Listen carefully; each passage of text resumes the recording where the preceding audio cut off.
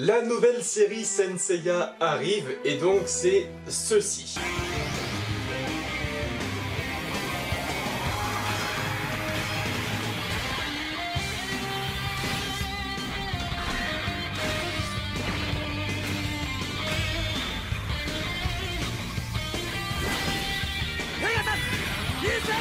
Non, pas du tout, en fait, je rigole complètement. Ça, c'est donc un jeu vidéo, si je ne me trompe pas, qui est prévu pour très bientôt et que donc des dessins, vous l'avez vu, sublimes, un truc qui donne complètement envie de regarder. C'était des dessins vraiment beaux. Mais non, pas du tout. Là, nous, on va suivre en fait une série Netflix qui va donc reprendre le Sanctuaire pour l'instant. Et j'espère qu'il ne reprendra que le Sanctuaire. Est-ce que tu entends la musique derrière?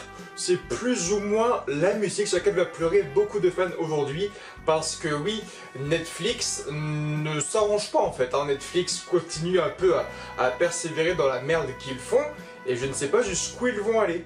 Il y a encore 5 mois, je ne connaissais mais alors pas du tout Netflix, j'entendais beaucoup parler, j'étais pas abonné ni rien, je ne regardais pas des films dessus. Et parfois, j'aurais préféré que Netflix n'adapte pas certains dessins animés, certains Disney. Alors oui, par exemple, ils ont adapté un film Mowgli, qui est bien selon moi, que j'ai regardé et qui est un peu réadapté, un peu réécrit, et qui reste bien. Ils ont fait un film Bleach, qui est pas mal. Mais à côté, ils ont fait du Death Note, ils ont fait un film Saint Seiya en CGI hein, qui dure 2 heures où on traverse les 12 maisons du Zodiac, où le film était juste mauvais à 100%, il n'y a rien à en retirer, même si les character design des persos étaient vraiment cool selon moi. Il y avait ce truc nul, hein, on se demandait si c'était un fan qui l'avait fait ou non. Et aujourd'hui, on découvre donc le premier trailer, la première bande-annonce donc de la nouvelle série Saint Seiya en CGI sur Netflix, qui va en gros reprendre à 100% le côté sanctuaire. Donc moi je me disais pourquoi pas, hein, ça avait été teasé il y a environ 5-6 mois, j'ai donc déjà fait une vidéo à ce sujet sur cette fameuse nouvelle série Saint Seiya, et je me disais ok, même si c'est de la CGI ça peut être bon, parce qu'on a eu Berserk qui était pas mauvais, on a eu Hajin qui était pas mauvais non plus, et la CGI c'est un peu la nouvelle animation, donc je me disais allez pourquoi pas, ça s'attaque à du Saint Seiya c'est dangereux, mais s'ils restent fidèles, et s'ils font des efforts, et si la CGI reste propre et bien maîtrisée, ça peut être une bonne série Saint Seiya, et je compte même en faire des reviews. Sachez-le, je compte faire des reviews sur cette fameuse série Saint Seiya dans les semaines à venir. Alors, à la rigueur, Doko à la peau beige maintenant. Je te dis, fait chier. Déjà fait chier, mais pourquoi pas, tu vois. Doko, normalement, elle a la peau violacée. Mais là, Doko, il a la peau beige. Donc je me dis, pourquoi pas, voilà, ça reste Doko, et même s'il a beaucoup vieilli, pourquoi sa peau changerait de couleur, tu vois. Donc, à la rigueur, ça me fait un peu chier, mais je laisse passer. Et puis je vois le trailer une fois, je le vois 2 fois, je dis trop rien, tu vois, même si je trouve que Shun est un peu chelou, tu vois. Et puis je vois la vidéo du chef Otaku, où le chef Otaku il dit ouais, putain mais c'est Nana quoi. Et là je fais Nani.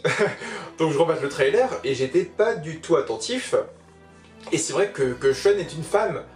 Shun est devenue une femme, mais pourquoi à la rigueur changer une couleur de cheveux, mais changer le sexe d'un personnage. Déjà que Shun il était hyper ambigu dans l'animé, avec Yoga à plusieurs reprises à vouloir le réchauffer et tout, mais ça doit être un scandale. Ce qu'ils vont faire là c'est un scandale. Pourquoi faire ça? Est-ce que quand tu fais un remake, une adaptation d'un animé déjà existant, est-ce que tu changes le sexe d'un perso comme ça, tu fais ah Naruto, un mec. Oh non ça me dit trop rien, on va mettre Naruto en meuf tu vois. Et je n'abuse pas, hein, Shun est là le personnage principal de la série. Même si on suit Seiya en tant que héros, pour moi, Saint Seiya, c'est 5 personnages principaux, il y a 5 héros. Ce sont Ikki, Shiryu, Yoga, Shun et Seiya. C'est ça. Et là, Shun est devenu une meuf. Donc, déjà, Shun, qui était une meuf, porte un masque. Parce que dans Saint Seiya, quasiment tous les Sencha ont des masques pour cacher leur identité. Et puis non, ça bloque, parce que Shun, ce qui est cool, c'est que oui, c'est un garçon, donc je vais pas répéter ce qu'a dit le chef, même si, voilà, je vous la mettre en description si vous voulez, le chef a raison à 2000% sur tout ce qu'il a dit.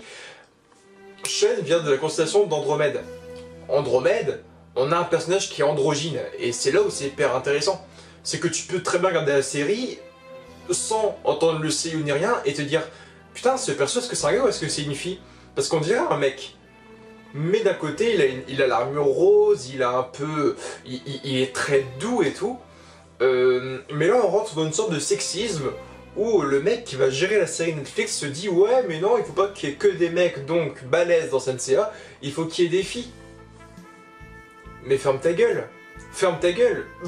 Donc, je vais répéter un peu ce qu'a dit Chef Otaku parce que oui, Chef Otaku et moi, on a vu la même série et on pense quasiment la même chose. Donc oui, pourquoi vouloir mettre une fille dans le groupe de 5 et donc casser l'un des persos mythiques parce que Shen fait partie de mes persos préférés parce que voilà, il est hyper cheat, hein, dès qu'il se bat sérieusement, il nique des culs. Ouais, je ne comprends pas. Aujourd'hui, je ne comprends pas parce que on a 5 mecs, donc les 5 héros qui obéissent à une meuf. Le premier antagoniste d'un film, c'est une meuf. On a quoi? Mais vraiment, le sensei du héros, c'est une meuf. Et vraiment, c'est ouf parce que les femmes dans Sensei ont vraiment une importance de ouf. De sensei en tant que divinité, etc. Poséidon, c'est l'un des dieux et c'est niqué par qui? Par une meuf, par Athéna. Hadès, c'est niqué par qui? Par une déesse, Athéna. Donc pas directement au Satna qui va le frapper et tout, mais c'est l'armée d'Athéna qui nique les mecs. Hein. L'armée d'Athéna, c'est une meuf, mais elle est en train de miner tous les dieux à chaque nouveau arc. Hein. Le côté Asgard, le côté Poséidon, le côté Hadès, dans tous les films, alors là c'est une panoplie. Hein. Elle nique les dieux à part un, et c'est une femme, c'est son armée, elle nique les mecs.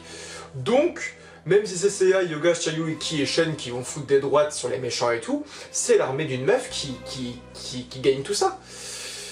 Donc, le côté sexisme, encore une fois, je rejoins ce qu'a dit le chef Otaku. Voilà. Il n'y a pas de sexisme. Au contraire, Senseiya est l'une des premières séries qui expose autant de personnages féminins aussi puissants. Parce que Athéna, elle se bat à 100% avec son Cosmo, même si ça lui ressemble pas. Enfin, ça c'est tout, elle le mine en 2-2, hein, ça reste une déesse. Même si on ne l'a jamais trop vu se battre. Mais voilà, là, pourquoi faire en sorte que Shen devienne une femme? Vraiment, c'est une question incroyable que je me pose. Donc, surtout que quelques semaines, mois avant la sortie de la série Netflix, on te fait Senseiya Cho, qui est donc une série où il n'y a pas des héros mais des héroïnes. Donc on a Shoko qu'on va suivre avec l'armure du petit cheval. Et donc on te fait une série où les femmes sont encore plus mises en avant qu'habituellement. Et là c'est 100% girl power, hein. Il y a Athéna avec en dessous des meufs qui se battent aussi quoi. Et des meufs qui vont foutre des dérouillés à des mecs aussi. Même la méchante c'est encore une femme. Donc Senseiya Cho, la nouvelle série qui est donc sortie hier, j'ai fait une review, c'est 100% des meufs, hein. Alors là, c'est à fond des nanas qui se battent. Alors, me sors pas une excuse de « ouais, on va faire une petite série où on n'a pas assez de meufs, donc on a fait en sorte que Sean devienne une meuf. » Et même son prénom change, hein. Je ne sais plus ce que ça va devenir, Sean, Shane, Sean, Shane, Shane, Shane, Chun, je ne sais pas, je m'en fous. Mais le prénom de Sean change. Et ça va être ambigu. Là, je me pose des questions, est-ce que Yoga va se taper Shen? Parce que dans l'anime, déjà, c'était un peu ambigu entre Shen et Yoga à plusieurs reprises et tout, en mode « je vais te réchauffer, Yoga ». Là, je me dis, putain, s'ils refont un remake et qu'ils reprennent un peu les grands moments du sanctuaire et tout, ça va être spécial.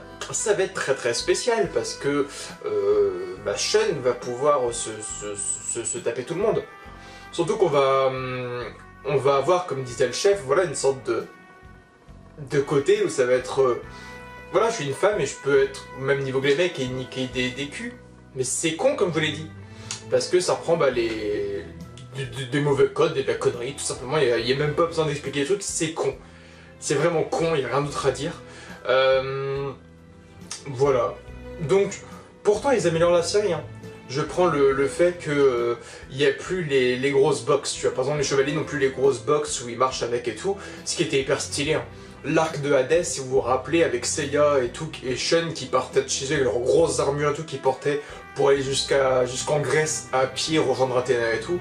Enfin, c'est des moments moi, que je kiffais, genre quand t'avais l'armure de Pégase dans la coin de sa chambre et qui commençait à la porter et qui se barrait, tu disais putain ce mec il part à l'aventure quoi. Le mec il porte son armure et il va se battre quoi. Là, c'est un peu comme le délire de Omega, il va avoir des espèces de petits cristaux, en gros quand ils vont serrer ou appuyer dessus, ça va se transformer en armure. Donc, ça va être spécial, En vrai, c'est dommage qu'ils aient pas gardé le délire des box. De plus en plus, hein, ils changent le délire des box, ça devient un peu des sortes de cristaux qui se transforment en close, donc en armure. Mais là c'est un peu décevant. Donc à côté on va avoir un nouveau chevalier noir. Donc les chevaliers noirs c'est l'armée que dispose Ikki du Phénix lorsqu'il dérobe l'armure du Sagittaire. Et donc on a le Pégase noir, Dragon noir, Cygne noir et l'Andromède noir. Là on a un nouveau donc qui est, je ne sais même plus son prénom, c'était Cassios, si je ne me trompe pas, ou Cassios, qui était le chevalier qui avait affronté Seiya pour obtenir l'armure de Pégase. Et donc Seiya lui avait coupé l'oreille avec un coup direct, ce qui était hyper stylé à l'époque. Et donc il a été pris en tant que chevalier obscur. Et donc on voit qu'il a un gain de force et de pouvoir, on voit qu'il est en train de péter son Cosmo, il y a des éclairs autour de lui et tout. Par contre c'est cool que Cassios par exemple ait une mise en avant. Après, la seule chose que je demande, bon ok vous avez foutu Doko avec la peau belge, vous avez changé de sexe à Shun, mais là où il faut pas se tromper non plus, c'est allez-y au but concret. Faites Ikki Sanctuaire. L'anime était hyper long, hein. J'ai fait des reviews sur Senseiya il y a maintenant quelques mois. C'était hyper long pour la simple et bonne raison qu'on avait eu un enchaînement d'ennemis pour récupérer l'armure du Sagittaire. Ça court à droite à gauche, genre « Oh, qui aura l'armure du Sagittaire? On se court après !» C'était hyper long. On avait eu un chevalier fantôme, dauphin, méduse et je sais plus l'autre, ce serpent de mer. On a eu le chevalier des flammes, on a eu le chevalier de cristal, on a eu Docrate, le grand frère de Cassios, on a eu ensuite le chevalier des flammes, on a eu le chevalier... Enfin voilà, c'était une panoplie de méchants, c'était infinissable. Donc voilà. Là je me dis Cassios il va être bien développé, ce qui est cool. Moi franchement je kiffe l'idée de bien développer Cassios et de le remettre en avant parce que depuis que ce mec se fait couper l'oreille, bah, il a rien fait de ouf. Là il va être un peu mis en avant, je pense qu'il y aura même un combat important contre Seiya, ça peut être hyper cool d'avoir une sorte de parallèle entre le Cassios et le Seiya sans armure et retrouver un Cassios armure obscure contre l'armure de Pégase, ça peut être vraiment cool. Ça peut être cool, c'est un bon développement, ça c'est hyper cool selon moi, ça peut être vraiment cool. Donc je me dis même si on développe bien Cassios, j'espère que la série Netflix ne vont pas recréer Docrate par exemple, parce que Docrate, même si c'était cool dans l'animé, c'était qu'une perte de temps inutile, parce que Docrate t'entends plus jamais parler de lui et tout, c'est juste des petits défis pour que les 5 chevaliers, les 5 saints, puissent un peu se relier entre eux et créer une sorte d'amitié. Parce que quelques épisodes avant, Shiryu et Seiya étaient prêts à se tuer en pleine finale, tu vois. Donc bon, il y a ça, et à côté je me dis, si Netflix veut faire un remake, refaire la série Senseiya, pourquoi ils ne font pas la série telle que le manga papier? Parce que le manga papier est bien différent de l'anime qu'on a connu à l'époque. Hein. Alors moi j'ai kiffé l'anime, j'ai grandi avec le Club Dorothée, avec les VHS, etc. Mais l'anime est bien différent aussi par exemple du manga papier, sachez-le. Déjà au point de vue design, carrément, mais surtout par exemple par le fait qu'il est expliqué indirectement que les 5 chevaliers qu'on suit dans Senseiya sont des frères. Voilà, pas que des frères d'armes, pas que des frères de... Voilà, mais c'est bel et bien peut-être des frères de sang. On sait qu'ils sont toutes et tous orphelins, donc je dis toutes et tous, parce que maintenant on a Shun qui est une femme. Mais voilà, dans l'histoire de base, hein, il y aurait une sorte de théorie de probabilité pour que Seiya, Yoga, Shun, Shiryu et Ikki soient en fait tous des frères, appartenant plus loin aux mêmes parents. Donc voilà, on verra tout ça en tout cas, comment ça va arriver. Je ferai dans tous les cas des reviews sur ce fameux Senseiya. Mais là ça commence mal, on te fait un premier trailer, une première bande-annonce, on te tease depuis longtemps le retour des Chevaliers du Zodiac, et putain c'est mauvais, c'est mauvais. Et puis là je vois qu'ils ont commencé à faire un trailer pour un nouveau jeu vidéo Senseiya. Ils ont commencé à faire un nouveau trailer et je vois l'animation et les dessins de ce nouveau Senseiya, c'est juste hyper beau, je vous mettrai un extrait si vous voulez.